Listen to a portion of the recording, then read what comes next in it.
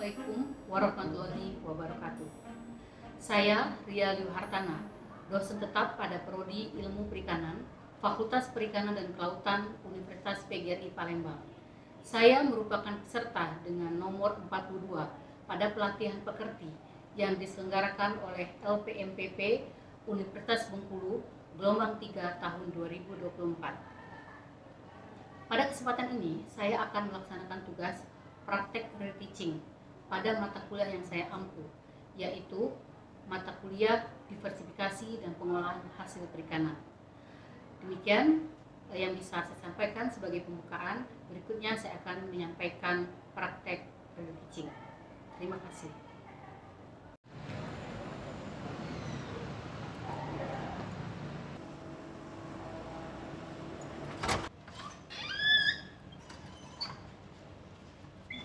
Assalamualaikum, anak-anak semua.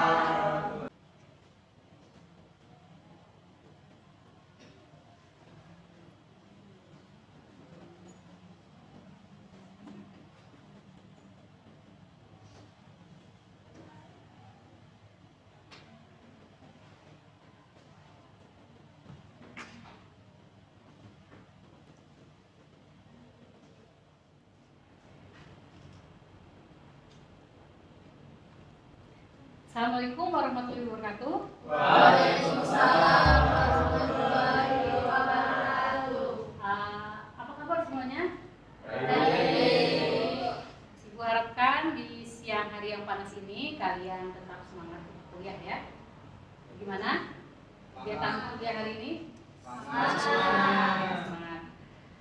Baik ya. Kalian hari ini akan kembali melanjutkan topik perkuliahan kita di mata kuliah diversifikasi dan pengolahan hasil perikanan. Pertama, Ibu akan mengabsen kalian dulu ya. Intan, Dini,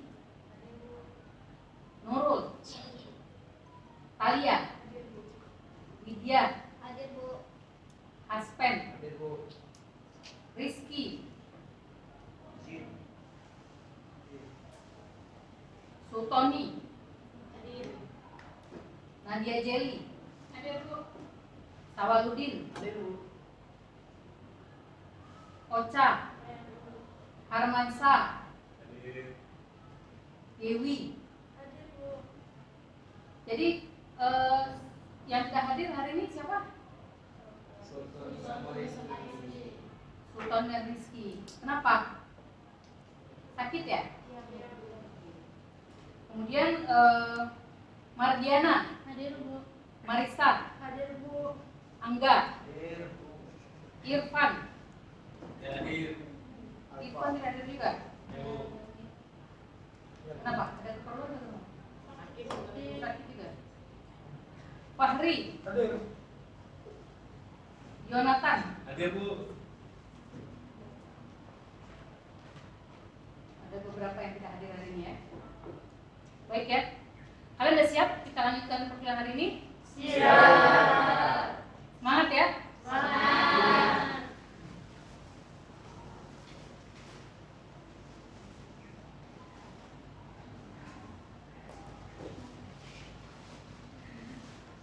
Pada hari ini kita akan melanjutkan topik mengenai prinsip-prinsip teknologi pengolahan, diversifikasi dan pengembangan produk perikanan. Ya. Di antara kalian apakah masih ingat materi kuliah kita yang kemarin?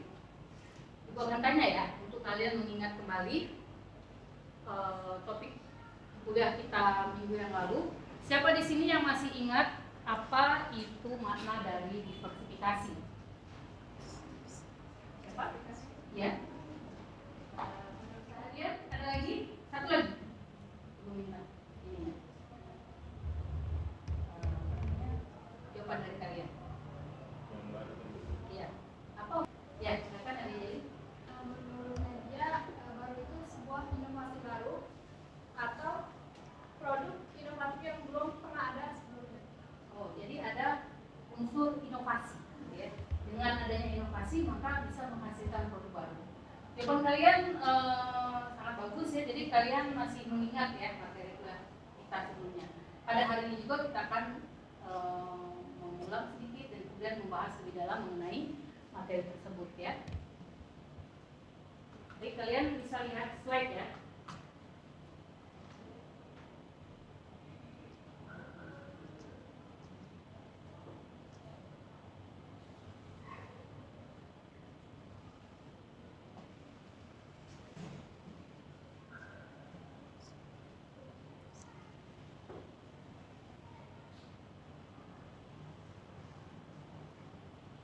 Nah, pada hari ini Ibu sudah menyiapkan skenario pembelajaran untuk kalian semua, yaitu kegiatan pembelajaran kita akan berlangsung selama 100 menit ya. Yang diisi oleh kegiatannya adalah apa? Pendahuluan ya, materi pendahuluan selama lebih kurang 10 menit. Kemudian kegiatan penjelasan materi yang akan Ibu sampaikan ke kalian secara teori itu selama 40 menit, dilanjutkan dengan kegiatan diskusi selama 35 menit ya. Nah, setelah itu kita akan bertanya jawab sedikit gitu ya untuk melakukan evaluasi apakah kalian cukup memahami materi yang sudah diberikan. Dan terakhir adalah kegiatan penutup ya.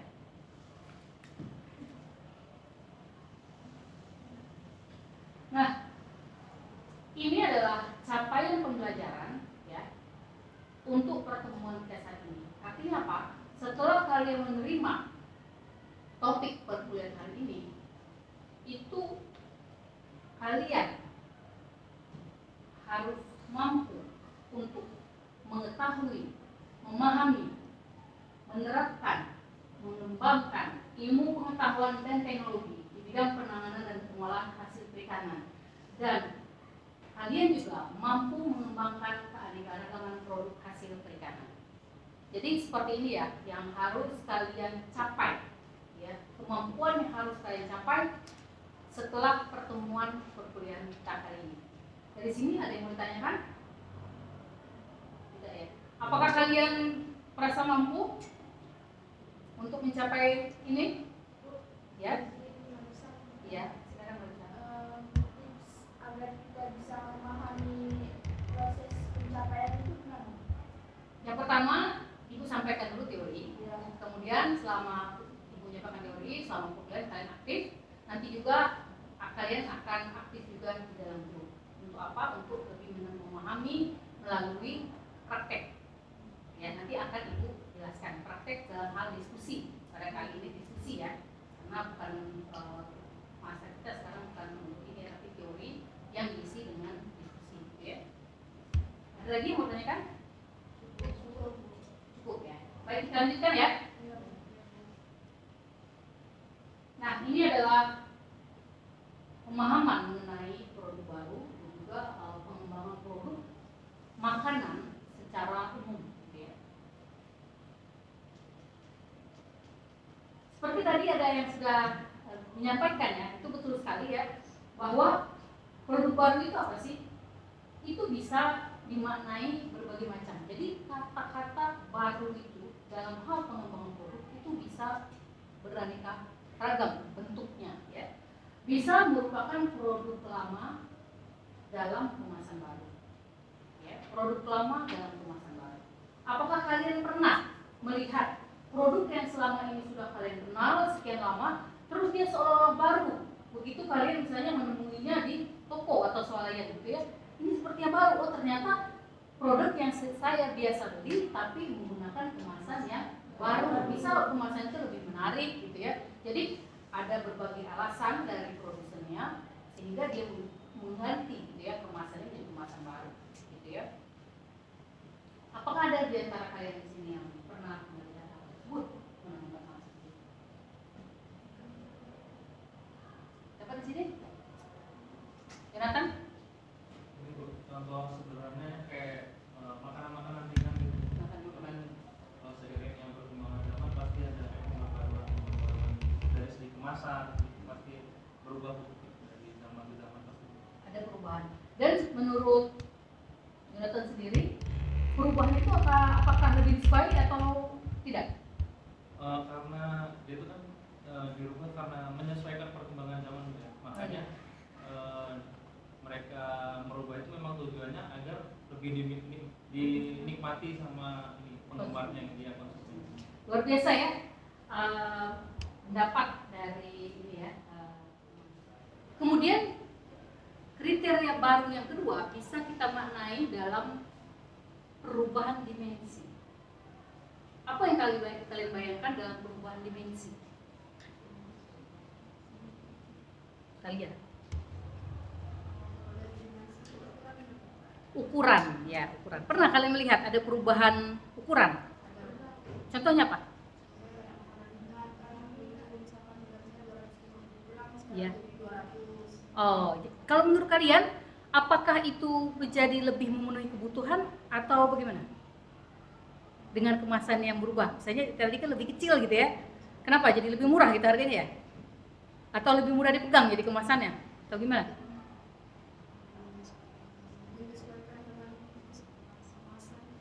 Dengan kemasannya. Ya bagus sekali ya pendapat dari teman kalian. Jadi itu dimensi itu ada ukuran gitu ya, atau juga mungkin bentuk gitu ya, bentuk. Oke. Kemudian ada juga karena perluasan dari produk pangan yang telah ada ya, dengan perubahan-perubahan yang sebetulnya dari misalnya dari segi komposisi itu sangat kecil, tapi itu bagi produsen dan juga bagi konsumen itu sudah merupakan produk baru gitu ya, dengan adanya perubahan kecil seperti itu. Apakah kalian pernah mengamati adanya misalnya perubahan rasa dari suatu produk makanan yang dulunya itu pedas menjadi sangat pedas karena lagi tren rasa pedas? Pernah nggak? Pernah ya? Hasben pernah menyaksikan ya? Jadi sebetulnya sedikit sekali ya dari pedas menjadi sangat pedas, betul nggak? Tapi jadi ada sesuatu yang baru gitu ya. Jadi yang awalnya itu pembeli yang merasa seleranya akan makanan yang sangat pedas itu tidak tertarik, sekarang dia tertarik untuk membeli ya, seperti itu ya. Kemudian produk yang telah dilepas ke pasar selama bertahun-tahun lalu diintroduksikan atau dikenalkan kembali dengan adanya sedikit perubahan. Nah ini mungkin kalian sudah kenal ya, setiap tahun dari kalian masih kecil atau mungkin kalian belum lahir itu sudah ada suatu produk ya. Tapi dia mengadakan dikenalkan kembali oleh produsennya untuk menempatkan kembali produk itu, mungkin karena sudah terlalu lama ya, banyak pesaing jadi mungkin agak tertutup gitu ya produk itu ya. Diingatkan kembali oleh produsen, itu perubahan kecil tapi kelihatannya dia lahir kembali seperti itu produknya. Mungkin ada nggak kalian menyaksikan produk seperti itu? Jadi diiklankan kembali gitu ya. Ini kan produk dari kecil sudah tahu, tapi kok digaungkan kembali rasanya. Kalian pernah ya menyaksikan ya? Sebetulnya itu produk yang dikenal sudah sekian tahun atau sekian puluh tahun, tapi seperti digaungkan lagi. Jadi dia muncul lagi gitu ya di tengah-tengah kita, misalnya melalui iklan gitu ya. Nah itu kalian merasa sebagai konsumen ini kayak ada yang baru gitu di produk ini. Jadi yang kemarin itu mungkin sudah beralih gitu ya ke produk saing, mungkin yang dicari iklan, terus kembali lagi ingat ke produk yang sudah ada sebelumnya gitu ya. Bisa dari sini bisa dipahami? Nah, ada lagi definisi produk baru itu bisa karena produk lama yang memiliki kegunaan baru. Sebetulnya produknya itu aja, tapi sekarang dia memiliki kegunaan baru. Ibu pancing sedikit ya. Seperti apa itu? Misal kalau dulu ya, produk itu penyiapannya kelihatannya lama. Penyiapan produk itu sampai dia siap dikonsumsi itu lama. Tapi dengan adanya teknologi, ya, teknologi pengolahan yang baru, gitu ya, misalnya dengan memanfaatkan microwave, gitu ya, itu jadi lebih cepat. Dan produk itu seolah-olah lahir kembali menjadi produk yang cepat saji. Pernah nggak kalian? Wah menarik ini, cepat. Padahal karena yang baru itu sebenarnya teknologinya, teknologi penyiapannya yang baru. Tapi dengan adanya bantuan teknologi itu, produk itu seperti lahir kembali dengan dia menggaungkan ini produk yang cepat disajikan. Pernah nggak kalian? Nyaksikan seperti itu? Pernah? Pernah?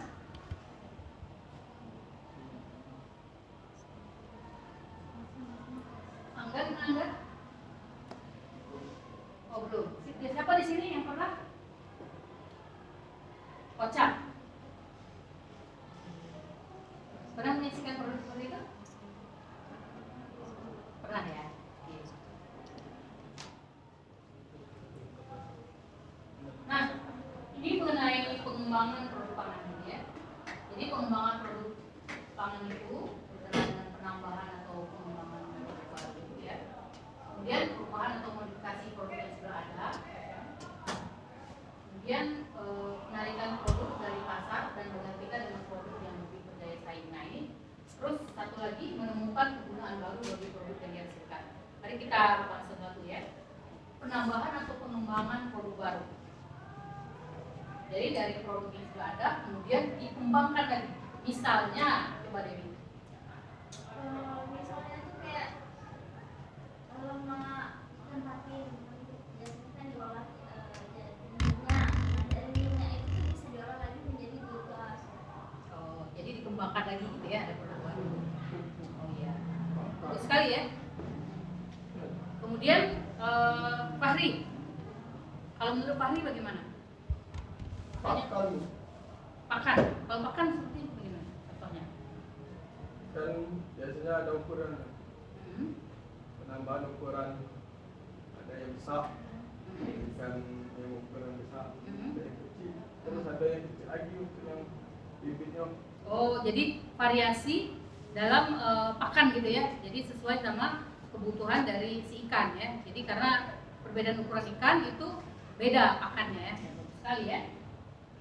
Jadi dari situ perlu ada pengembangan produk. Padahal sebenarnya mungkin itu aja ya. Mungkin berbeda ukurannya aja gitu ya. Ya luar biasa ya. Kemudian perubahan atau modifikasi produk yang sudah ada. Tadi mungkin sudah kita bahas tadi ya. Nah ini yang menarik ya. Penarikan produk dari pasar dan menggantikan dengan produk yang lebih berdaya saing. Kalian nggak kebayangkan? Masa? Iya. Bagaimana ya? Menarikan produk dari pasar dan menggantikan dengan produk lebih baik. Mungkin maksudnya kalau produk dari pasar misalkan kayak jagung kan kalau di pasar kan mungkin dijual cuma kiloan yang masih mentah gitu kan. Mungkin digantikan dengan produk yang daya saing, mungkin jagung itu diolah. Nah, diolah jadi misalnya kayak opor kan, yang ditambahi bumbu lagi. Nah, diolah mungkin bisa sehingga produk itu bisa menjadi apa? Lebih memiliki daya saing, lebih memiliki harga yang Lebih baik ya. Lebih baik. Iya, luar biasa ya, bagus sekali ya.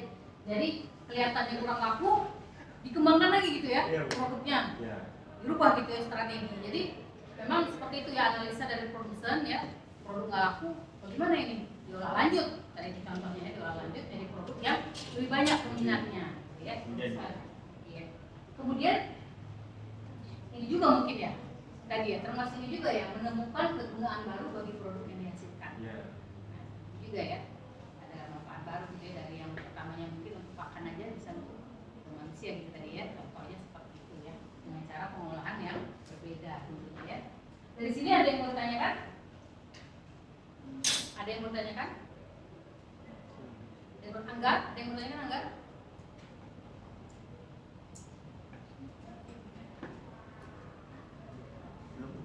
Pertanyaan ibu adalah apakah ini berlaku untuk produk makanan saja atau berlaku juga untuk produk di luar makanan? Menurut Angga bagaimana? Ya, prinsip-prinsip dalam pengembangan produk ini. Ini kan prinsip-prinsip dalam pengembangan produk pangan ya. Apakah juga prinsip-prinsip pengembangan produk pangan ini bisa juga diaplikasikan pada produk non pangan? Bisa ya? Bisa ya. Apalagi untuk ke produk olahan hasil perikanan gitu ya.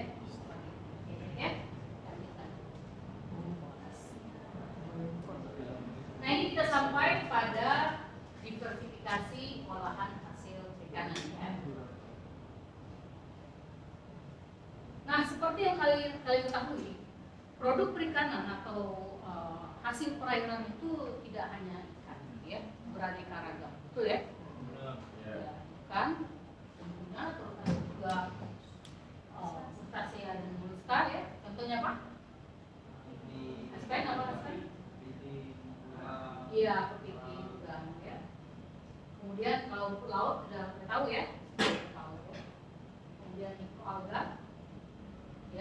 Ada yang pernah lihat? Di mikroskop atau di foto-foto karena yang mikro ya. Video banyak. Kemudian biota lainnya yang hidup baik di air tawar maupun air laut. Kira-kira apa itu yang perlu disebut? Contohnya apa? Ikan. Plankton. Ya.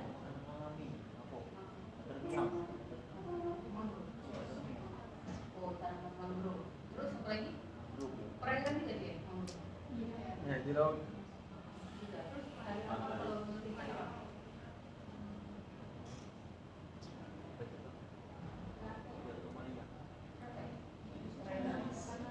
Termasuk si perairan ya? Perairan. Makanan. Setuju ya? Contoh dan contohnya? Setuju. Setuju ya? Baik ya, kita lanjutkan.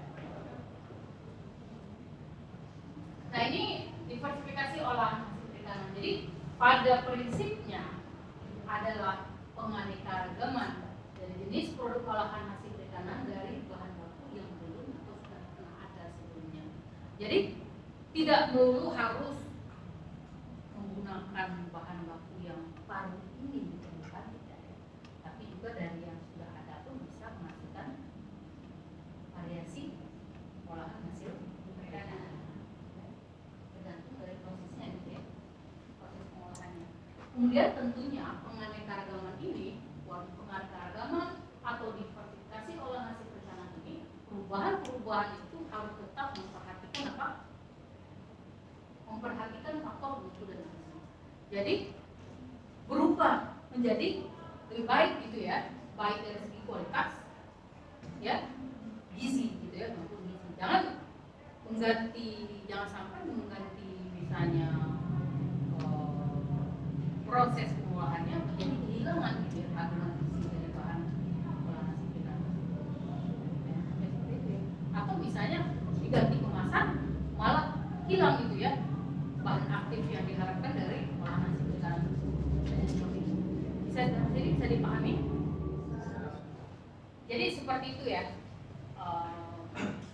yang harus diperhatikan dalam pengembangan olahan hasil perikanan. Dan itu juga merupakan bagian dari usaha penting bagi peningkatan konsumsi perikanan baik dari segi kualitas maupun dari segi kuantitas. Ya. Jadi mutunya diperhatikan, jumlahnya diperhatikan. Jadi dengan adanya diversifikasi itu misalnya dia jadi lebih bermutu gitu ya, bukan turun gitu ya mutunya sebagai bahan pangan gitu ya. Kemudian atau juga pakan juga bisa gitu ya. Dan itu juga harus juga dengan adanya penganeka-ragaman itu dia dari segi jumlah gitu ya, dari segi jumlah itu bisa memenuhi apa suplai yang lebih banyak gitu ya. Mungkin kalau terdahulu proses pengolahan secara tradisional, jadi yang mau membeli banyak tapi secara produksi tidak mampu gitu ya. Tapi dengan diadakannya diversifikasi ya, baik juga jenis produk maupun juga peralatannya dengan menggunakan peralatan yang lebih modern, itu jadi lebih cepat gitu ya. Jadi kelihatannya baru misalnya cetakannya lebih bagus pakai mesin gitu ya. Kalau misalnya bakso ikan gitu ya, dibuat pakai tangan itu lama gitu ya. Pakai mesin itu kelihatannya produknya baru karena bentuknya lebih bagus gitu ya. Terus dia produksinya bisa lebih banyak. Ya. Nah, akhir dari itu semua yang paling penting juga peningkatan nilai jual. Jadi ada nilai tambah ya. Jadi bisa menjawab peningkatan nilai jual. Ini penting sekali ya bagi produsen ya. Artinya apa? Dengan adanya diversifikasi atau penganeka-ragaman dari produk olahan itu meningkatkan keuntungan ya, meningkatkan seperti itu. Dan ini tidak hanya semata-mata menguntungkan perusahaan yang besar, tapi juga menguntungkan bagi masyarakat misalnya nelayan gitu ya kan? Nelayan, kemudian juga menguntungkan bagi misalnya pembudidaya gitu ya. Masyarakat pembudidaya gitu ya. Jadi menurut kalian penting nggak itu diversifikasi dan pengembangan olahan nasi perikanan itu penting nggak? Penting. Penting sekali ya. Baik, silakan. Nah, ini adalah informasi yang diperlukan dalam pengembangan produk. Ya. Apa itu? Sebelum mengembangkan produk, ada beberapa hal yang perlu dipahami. Cari informasinya. Ya. Apa itu? Yang pertama adalah peluang pasar. Peluang pasar, yaitu kebutuhan konsumen yang dapat dibeli sesuai dengan kemampuan atau daya beli. Jadi lihat gitu ya. Wah, kalau misalnya kalian sebagai produsen gitu ya, olahan nasi perikanan itu melihat di satu wilayah ini ya, memproduksi produk olahan nasi perikanan itu harganya sama, ya. Harganya itu terjangkau untuk masyarakat ekonomi menengah ke bawah. Tapi kalian melihat itu peluang, ada masyarakat juga yang ekonomi menengah ke atas. Berarti kan ada peluang. Kalau kalian buat komposisinya itu lebih ada perubahan, misalnya lebih banyak dari ikannya, harganya tidak apa-apa lebih mahal, tapi rasanya lebih enak, lebih bergizi, karena memang ada peluang masyarakat atau peluang konsumen yang akan membelinya. Ya, jadi itu ya, berarti pandai melihat peluang. Ya. Kemudian kebiasaan makan, gitu aja. Kebiasaan makan, misal gitu ya, di wilayah Sumatera Selatan, wilayah kita ini, masyarakat senang makan ikan ya, gemar makan ikan, itu nggak? Nah, jadi kalian terus melakukan inovasi pengembangan olahan nasi perikanan itu,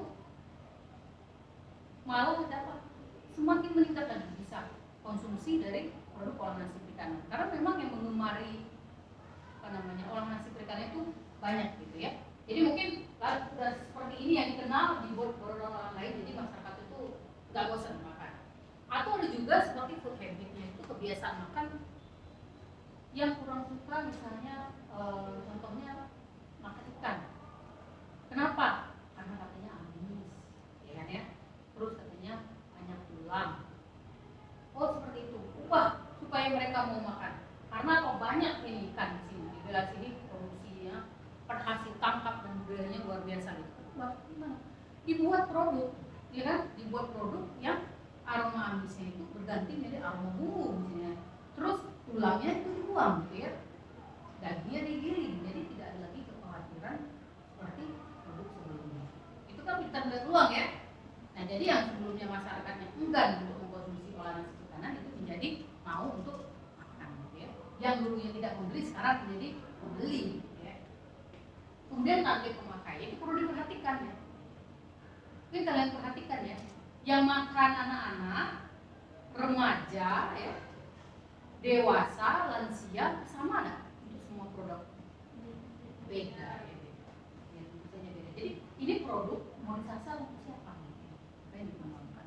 Misalnya ya, misalnya Marisa ini mau mengembangkan produk yang sudah ada tapi sebenarnya untuk anak-anak.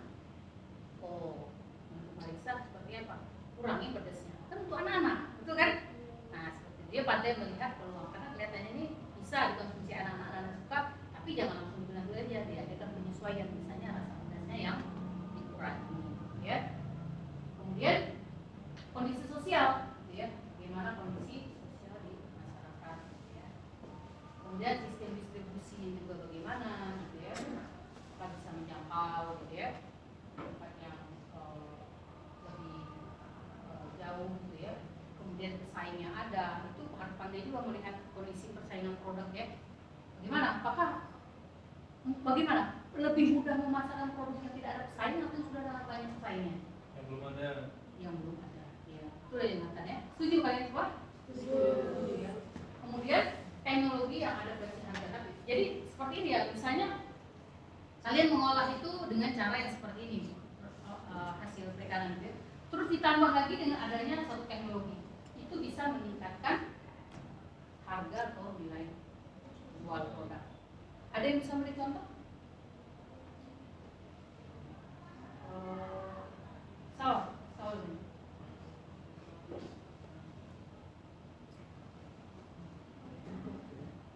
Misalnya dengan ada tambahan teknologi itu dimakan, contohnya bagaimana kalau dimakan?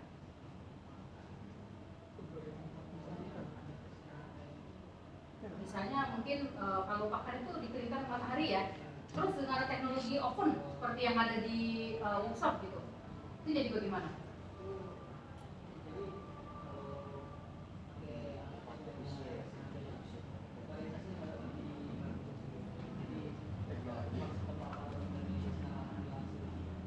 Ya. Kemudian pakai oven itu jadi ratanya lebih kering dengan matahari, jadi akibatnya kualitas produknya lebih baik ya, penampakannya lebih baik karena airnya lebih seragam gitu. Jadi dengan adanya teknologi pengeringan, contoh dalam pembuatan pakan ikan, itu jadi apa, nilai jualnya lebih tinggi gitu ya. Saya lihat setuju ya sama Setuju. pendapat awal. Dari sini ada yang mau ditanyakan? Tidak ada. Kita lanjut ya. Nah, jadi kita tadi sudah menyebutkan berulang kali ya, nilai tambah gitu ya. Itu kita lihat peningkatan nilai tambahnya itu tentunya meningkatkan profit usaha. Setuju ya? Fahri setuju? Jadi untungnya lebih banyak ya? Fahri ini ada mulai buat usaha kecil-kecilan ya, untuk mempraktekkan ini ya, hasil dari praktikum. Iya, udah ada ya, budidaya ikan ya. Jadi dengan adanya nanti pakan yang itu ya, bisa produksi pakan yang lebih baik gitu ya, jadi lebih untung nanti ya, begitu ya, lebih untung usahanya, betul. Betul ya. Kemudian dengan peningkatan nilai tambah itu bisa memperluas konsumsi, ya. Jadi itu tadi ya, yang konsumen yang mungkin terbatas sekarang bisa menyangkut yang lebih luas, ya. Kemudian bisa merubah pola hidup. Kalian bisa lihat ya, makanan yang biasa dikonsumsi di zaman orang tua kalian dengan kalian yang masa sekarang, ada nggak perubahan?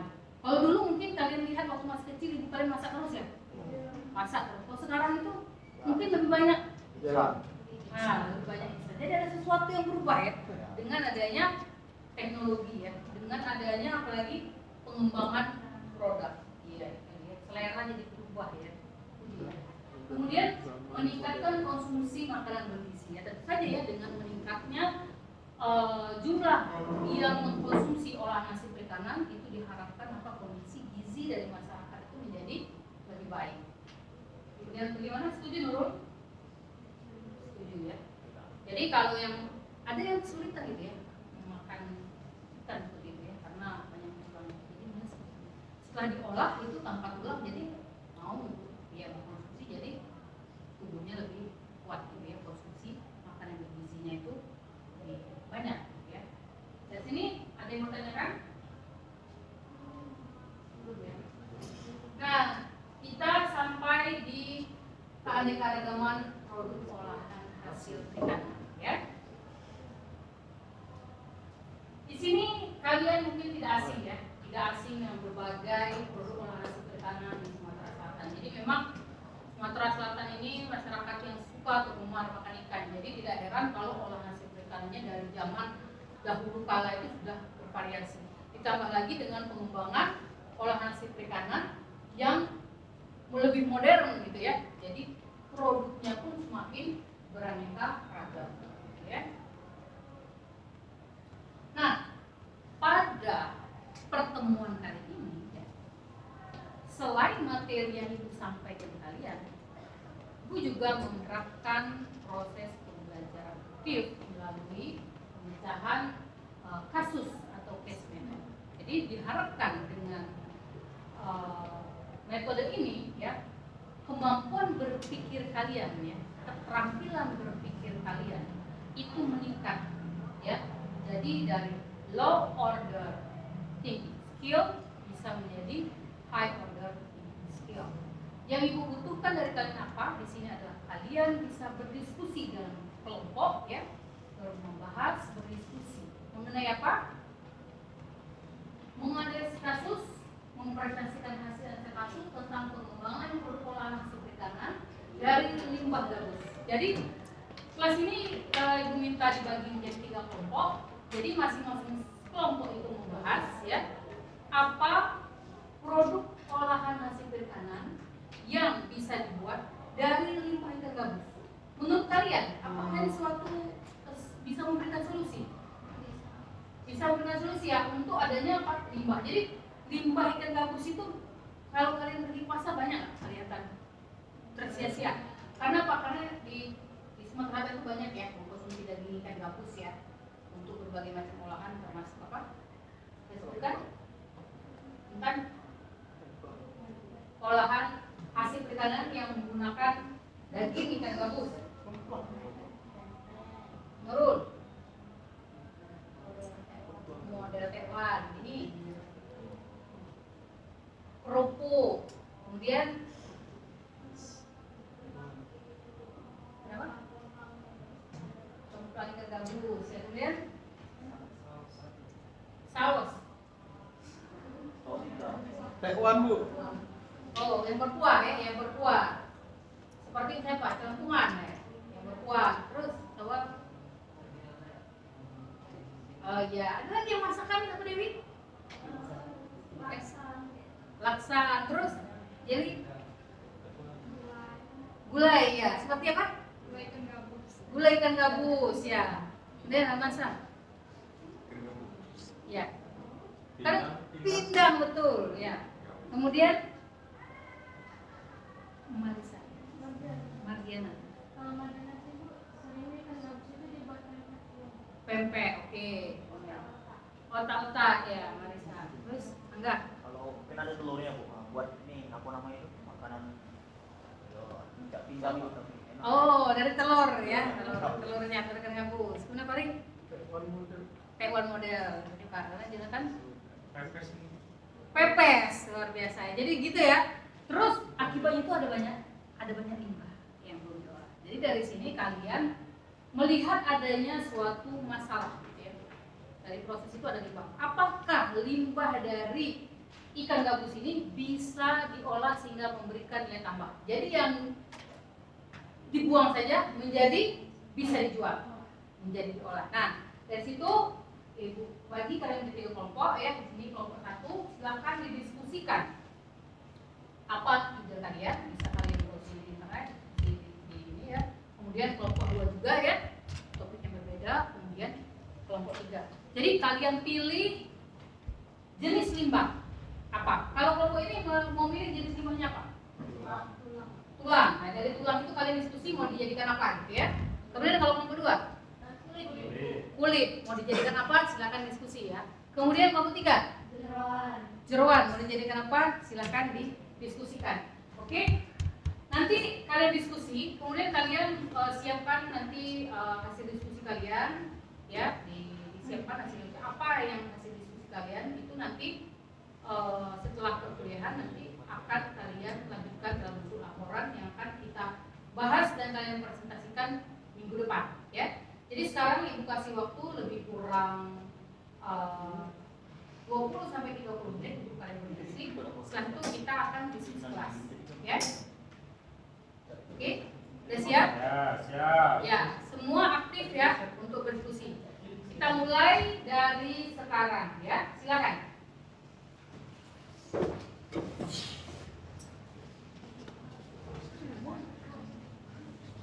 Kita akan mulai, kita ada waktu 20 sampai 20 menit untuk kalian diskusi. Setelah itu nanti akan kalian sampaikan hasil diskusi kalian untuk apa gitu ya, baik ke ibu maupun ke rekan-rekan teman-teman kelas. Oke? Kalian memanfaatkan waktu untuk diskusi sampai kalian ada ide apa gitu ya. Tadi apa milihnya? Oh iya, jeroan. Bagaimana jeroan bisa silakan kalian masing-masing bantu ya dengan browsing, kemudian ini ya, diskusikan hasil dari yang kalian cari di informasinya ya.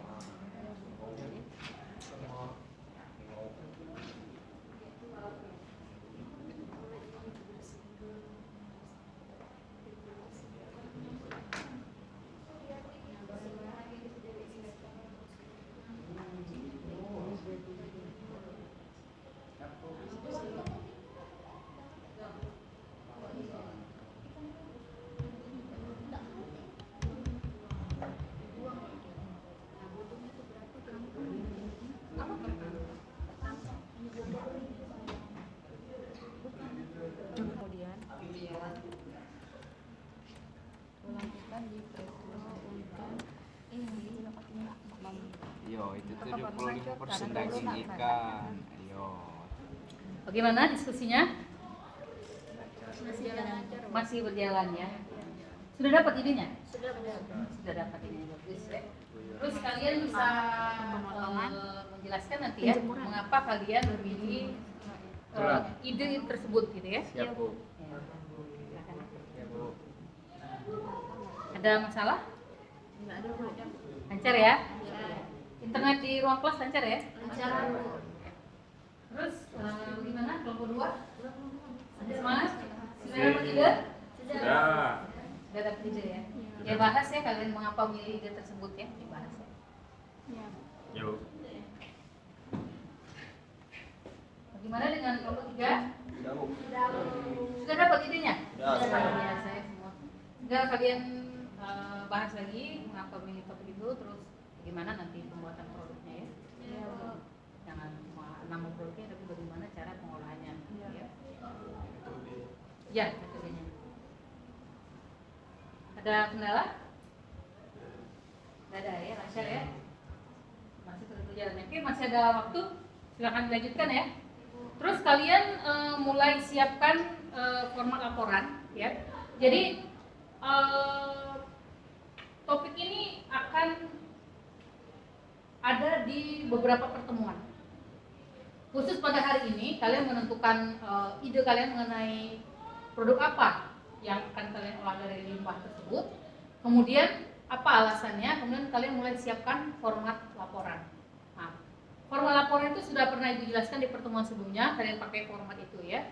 Nanti setelah di perkuliahan ini nanti kalian lanjutkan kerja dalam kerja kelompok, menyelesaikan laporan ya. Di pertemuan kita selanjutnya nanti hasil dari laporan itu kalian presentasikan di kelas ya. Kalian presentasikan di kelas.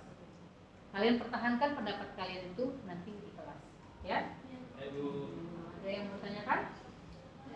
Lanjut lagi ya. Lanjut lagi dulu ya.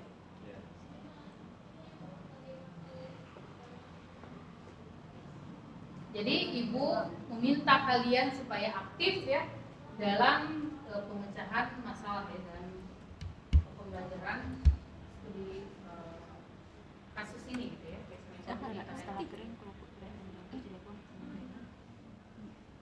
Kalian sudah semester berapa? Semester 6. Jadi semester 6 itu memang dituntut untuk berpikir high order thinking skill ya, ya.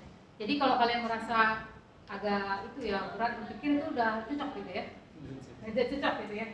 Udah cocok untuk ya udah masanya memang kalian disuruh kalian berpikir lebih keras. Oke. Silahkan dilanjutkan ya. Kalau ada masalah bisa disampaikan.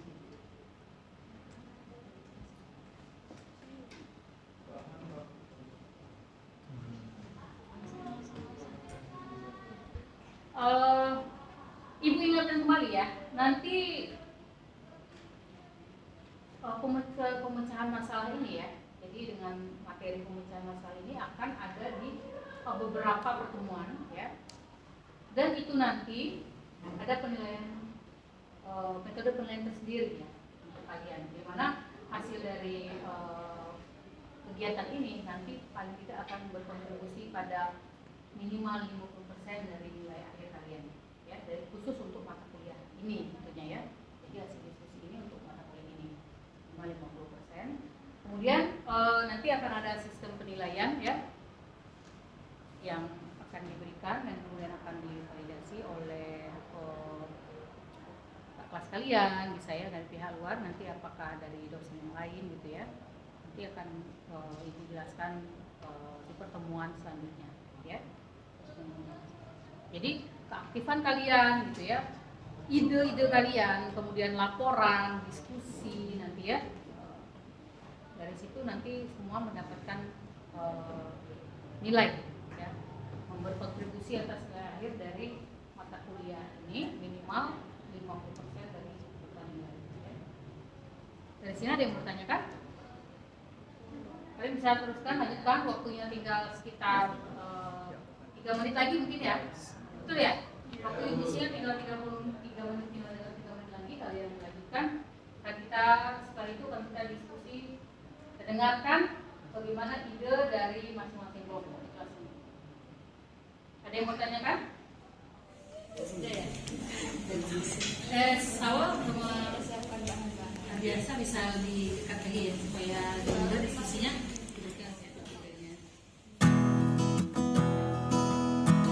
Bantu ya.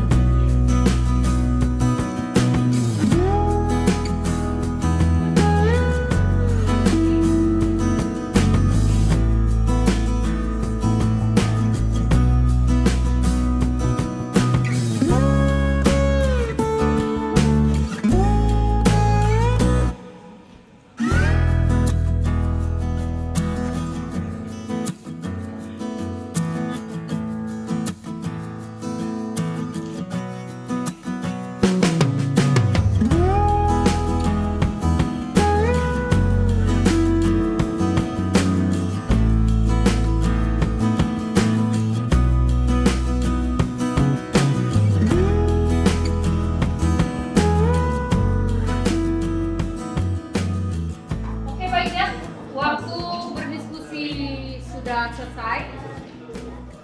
Apakah kalian sudah selesai juga? Ya, untuk sampai tahap untuk hari ini ya, tahapan ini kalian sudah selesai. Baik, masing-masing kelompok itu ada juru bicaranya untuk menyampaikan apa ide yang kalian dapatkan dari hasil diskusi ini dan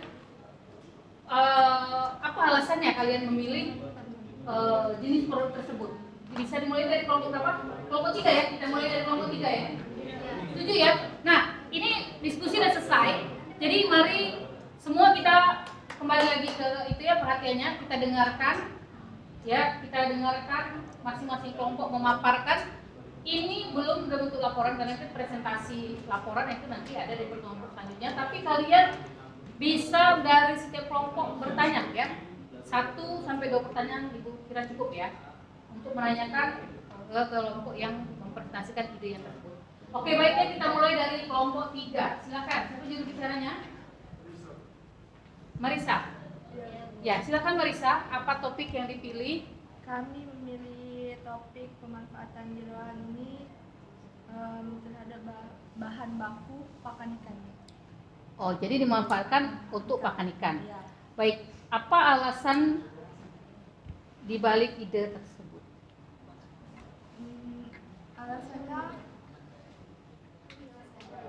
Alasan kami milih ini Bu, bahan baku pembuatan pakan ikan ini harus memiliki kualitas gizi yang baik, diantaranya sumber protein. Nah, salah satu sumber protein yang dapat dimanfaatkan adalah ya limbah ikan gabus tadi Bu. Oh, Jeroan. baik, Marisa sudah menjelaskan. Apakah Mardiana ada tambahan? Silakan. Ini saja. Cukup ya? Jadi sudah sepakat seperti itu? Angga? Angga, ada masukan lagi? Ada tambahan? Oh, tambahan. Oh, kan itu kan limbah kan di pasar, di tempat pengolahan ikan itu. Nah, jadi kami inisiatifnya itu bagaimana kalau limbah itu diolah menjadi pakan alternatif untuk mengurangi biaya dalam produksi. Diubah nanti kan pengganti dari biaya produksi pembuatan pakan biasanya kan menggunakan tepung kedelai, Proteinnya. Proteinnya, mengganti proteinnya Bu. Jadi kami proteinnya kami ubah dari kedelai tepung tulang ikan, diubah menggunakan jeroan ikan gabus. Biasa ya. Kemudian Fahri ada tambahan? Nggak ada, cukup. Cukup ya, Jonathan? Ya mungkin meluruskan sedikit ya, yang Iya. diubah itu untuk mengganti protein nabatinya itu biasanya kan Pak dari tepung ikan atau segala macam. Nah, kami memanfaatkan limbah ini, khususnya limbah jeroan ikan gabus ini, yaitu tadi untuk mensubstitusi tepung gabus, tepung ikan itu tadi dalam pakan. Jadi memanfaatkan limbah itu tadi, kurang lebih seperti itu. Jadi sumber protein hewani mungkin maksudnya Ya. tadi ya. Jadi memanfaatkan dari daging ikan itu yang harganya lebih mahal ke pakai yang Tepung ikan kan lebih mahal kan, Iya. sedangkan limbah ini kan ketersediaannya itu kan melimpah juga. dan bisa diambil aja gratis ya Iya. di pasaran. Luar biasa ya. Jadi kalian sudah dengar semua topik dari kelompok 3. Ada yang mau ditanyakan? Luar biasa ya. Topiknya luar biasa, alasan pemilihan juga dijelaskan dengan sangat jelas gitu ya, detail ya. Ada yang mau ditanyakan? Ada yang mau bertanya kelompok lain di kelompok 3? Ya, silakan ini. Didengarkan ya. Ini pertanyaan pada kelompok 3. Tadi kan bahannya jeroan ikan ya, Bu? Ya. Ya. Nah, jeroan ikan itu sebelum melalui tahap pengolahan itu disimpannya seperti apa? Karena jeroan ikan itu kan kita tahu sendiri mudah busuk ya, gitu. Terima kasih. Bagus sekali ya pertanyaannya. Bagaimana penanganan limbah ikan dan jeroan itu supaya bisa diolah tanpa dia terlanjur busuk ya? Bagaimana penanganannya? Silakan. Ya, untuk penanganan limbahnya itu setelah kita ambil dari misalkan pasar itu dilakukan perebusan. Ya, fungsi perebusan itu sendiri kan untuk menekan atau menstop apa itu bakteri pembusukan. Jadi dengan cara dilakukan itu tadi direbus. Nah, setelah direbus hingga matang, barulah itu bisa disimpan entah itu di freezer atau langsung diolah. Untuk proses pengolahannya seperti itu. Jadi seperti itu ya. Jadi dengan dimasak ya. Iya, direbus terlebih dahulu. Kan? Bakteri itu. Baik ya, sudah dijelaskan. Ini bagaimana Dini? Sudah cukup jelas ya. Ada kelompok lain yang mau bertanya? Kalau tidak ada, kita lanjutkan ke kelompok 2 ya. Baik ya. Kita kasih aplaus dulu untuk kelompok 3 tugas yang luar biasa ya. Kemudian kita lanjutkan ke kelompok 2. Siapa juru bicaranya? Ya, silakan Dewi. Jadi Bu, kulit ikan gabus ini nantinya akan kami olah menjadi kolagen. Ya.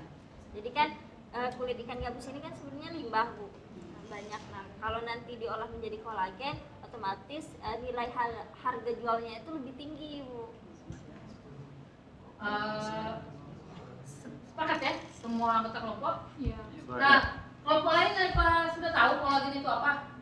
Belum. Nah, mungkin bisa dijelaskan ya Dewi atau anggota tim yang lain kolagen itu apa?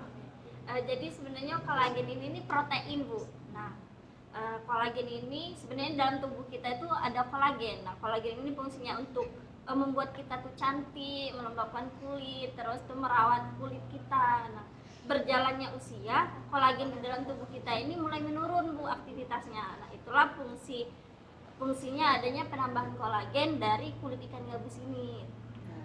Jadi untuk menambah asupan kolagen ya dalam tubuh. Jadi ini suka sekali ya, bisa lebih apa?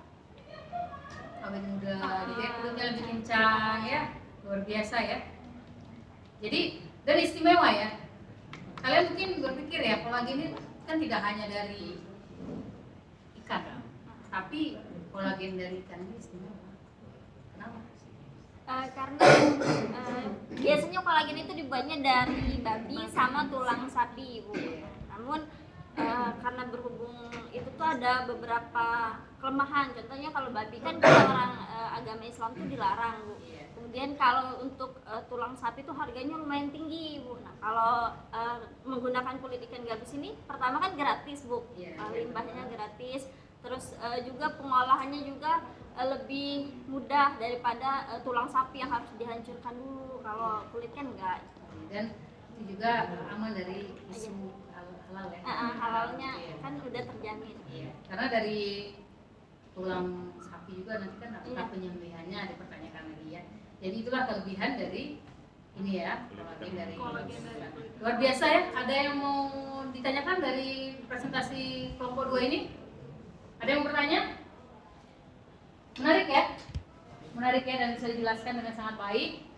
Kalau tidak ada pertanyaan, kita kasih aplaus. Baik, kita lanjutkan ke kelompok 1. Siapa juru bicaranya?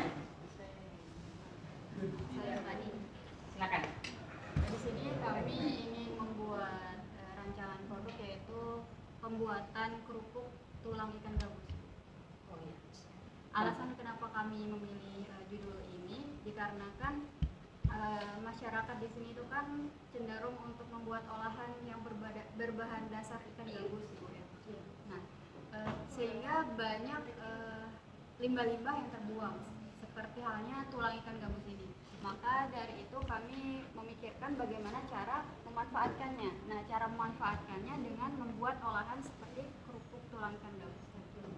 Nah, sekarang mungkin ini atau anggota kelompok yang lain bisa menjelaskan apa keistimewaan kerupuk tulang ikan gabus dibandingkan dengan yang tanpa tulang ikan gabus. Silakan. Silakan yang kelompok yang lain juga menyimak ya. Apa keistimewaannya?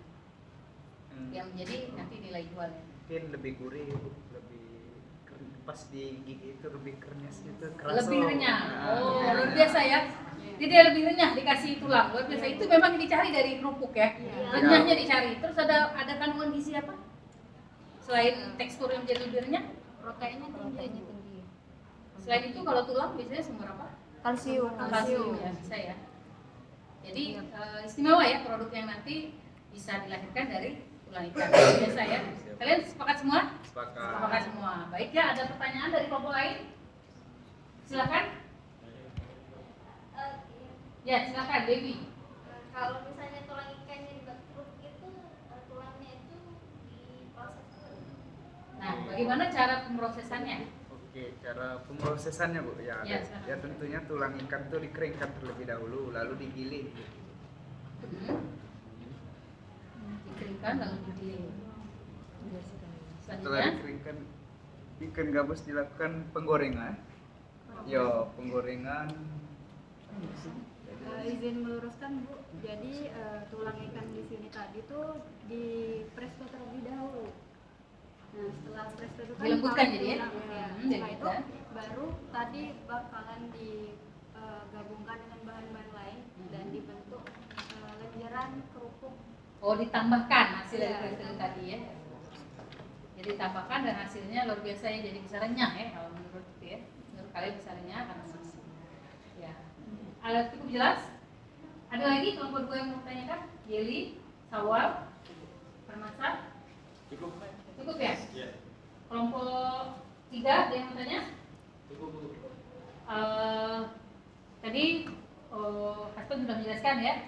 Widya, ada mau tambahkan? Cukup ya? Nurul? Kemudian Intan?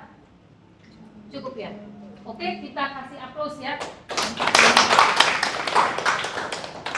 Jadi luar biasa ya diskusi kita pada pertemuan kali ini. Itu pada tahap pertemuan hari ini itu sudah luar biasa. Akan kita lanjutkan di pertemuan berikutnya. Kalian siapkan laporan yang untuk nanti kalian presentasikan di minggu depan ya. Assalamualaikum anak-anak. Waalaikumsalam Bu. Bagaimana diskusinya hari ini? Ini sedang melaksanakan pembuatan laporan itunya Bu. Oh iya, topik kalian kemarin tentang apa?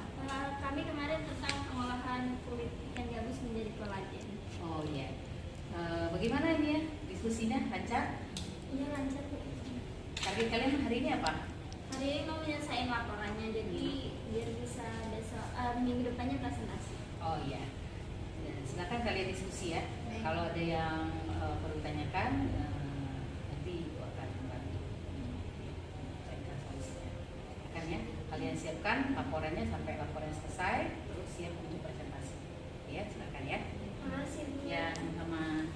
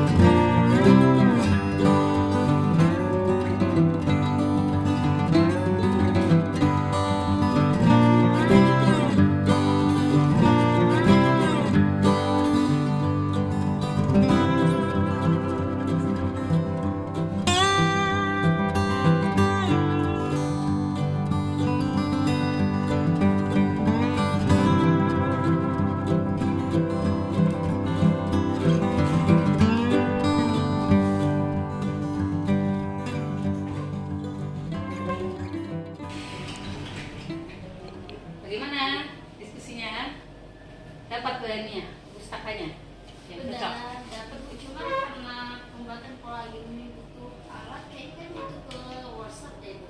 Oh iya, silahkan. Sekarang kalian selesaikan dulu ya ininya ya, apa namanya, cari jurnalnya, cari pustaka gitu ya. Setelah itu nanti kalian bisa ke workshop.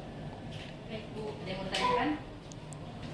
Belum ada deh. Belum ada ya. Silakan ya, kalian lanjutkan lagi studi pustakanya untuk mendukung laporan.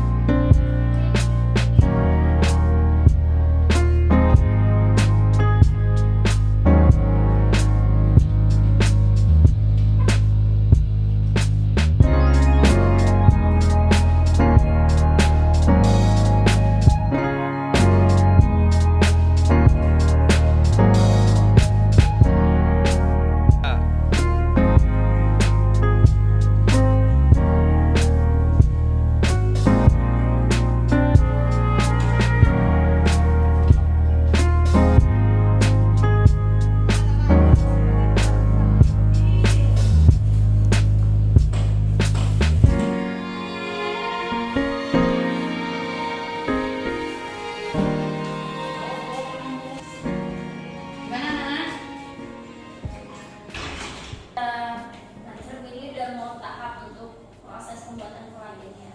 Oh, kalian dari studi pustaka sudah apa cara Sudah pembuatannya? dapat. Oh ya, kalau gitu Dewi bisa jelaskan dengan teman-temannya dari alumnya supaya nanti dalam pembuatan laporan teman-teman juga bisa saling bantu gitu ya.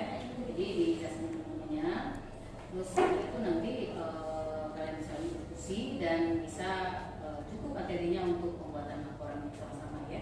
Mungkin itu ya, silakan ya dilanjutkan.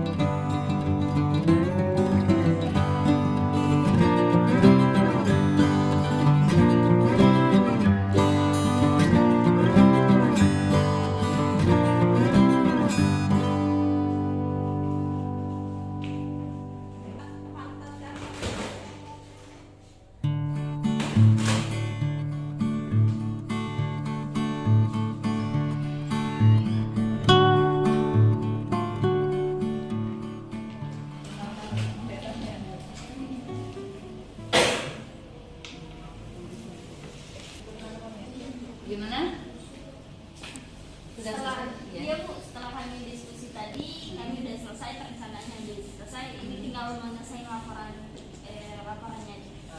Jadi kalian sudah studi pustaka dan perpustakaan, kemudian kalian juga sudah diskusi di workshop ya.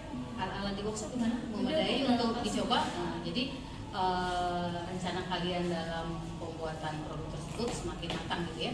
Jadi tinggal silakan kalian tulis di laporan ya. Ada yang mau ditanyakan?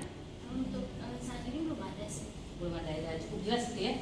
Jadi kalian siap ya untuk menyelesaikan laporan sama-sama, terus nanti presentasi minggu depan.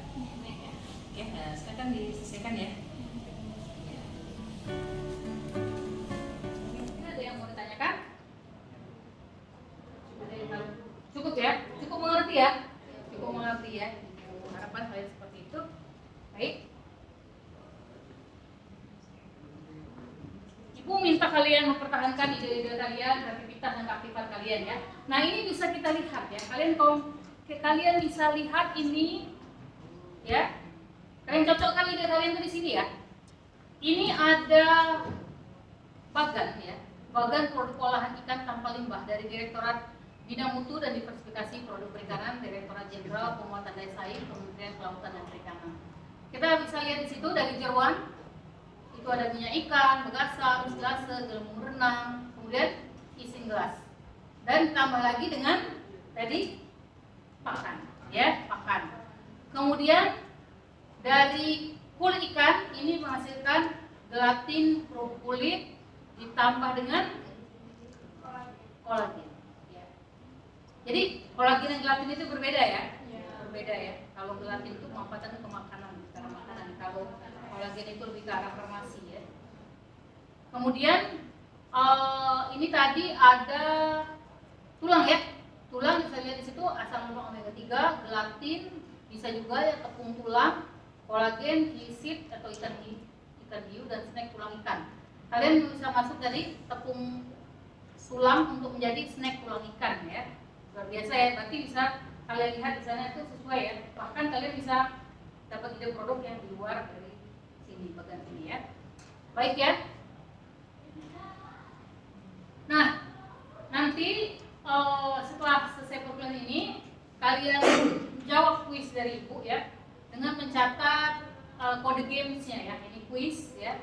Kalian jawab secara online. Itu nanti Ibu ada pertanyaan, nanti nilainya akan Ibu simpan gitu ya. Kalian kerjakan. Bisa? Ada yang mau tanyakan dari sini? Jadi nanti kode ini aja ya, kode gamesnya kalian catat ya, atau kalian foto. Itu juga nanti ada QR code-nya. Di sini ada yang mau tanyakan? Nah ini pustaka yang Ibu pakai dalam pertemuan kita kali ini ya. Kemudian sampai di sini ya pertemuan kita kali ini. Ibu harapkan kalian terus bersemangat ya untuk melanjutkan program kalian hari ini di mata kuliah lain ya. Kita insya Allah akan bertemu minggu depan dengan topik lanjutan dari topik hari ini, dan juga kalian terus melanjutkan pembahasan mengenai topik kasus olahan dari limbah ikan hari ini. Ini ada pertanyaan? Cukup ya? Cukup baik ya?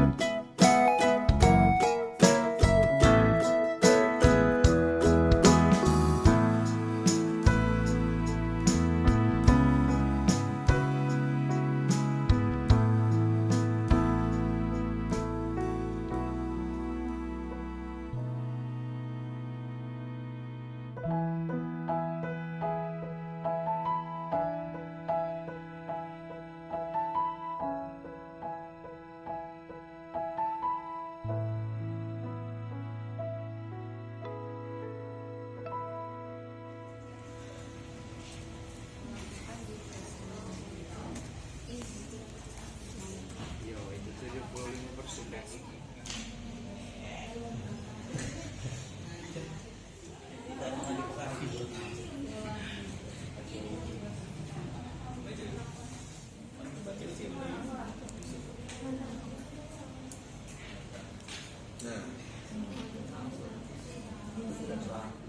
kalian hadir kuliah secara aktif hari ini sesuai dengan yang Ibu inginkan gitu ya. Ibu harapkan dan Ibu ingatkan kalian supaya bisa mendapatkan apa? Bisa memperoleh capaian belajar yang lain. Kalian rasa gimana? Bisa dapat? Bisa dapat ya. Bagus ya. Oke ya. Ibu akhiri pertemuan kita kali ini dengan mengucapkan Assalamualaikum warahmatullahi wabarakatuh. Waalaikumsalam.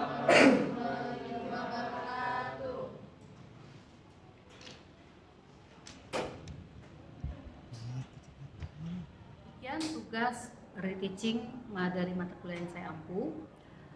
Pada kesempatan ini saya menyampaikan terima kasih kepada seluruh instruktur dan juga panitia pelatihan pekerti gelombang 3 tahun 2024 yang diselenggarakan oleh LPMPP Universitas Bengkulu. Harapan saya semoga ke depan pelatihan ini dapat terus terselenggara dan saya ucapkan selamat dan terus sukses untuk Universitas Bengkulu. Terima kasih. Wassalamualaikum warahmatullahi wabarakatuh.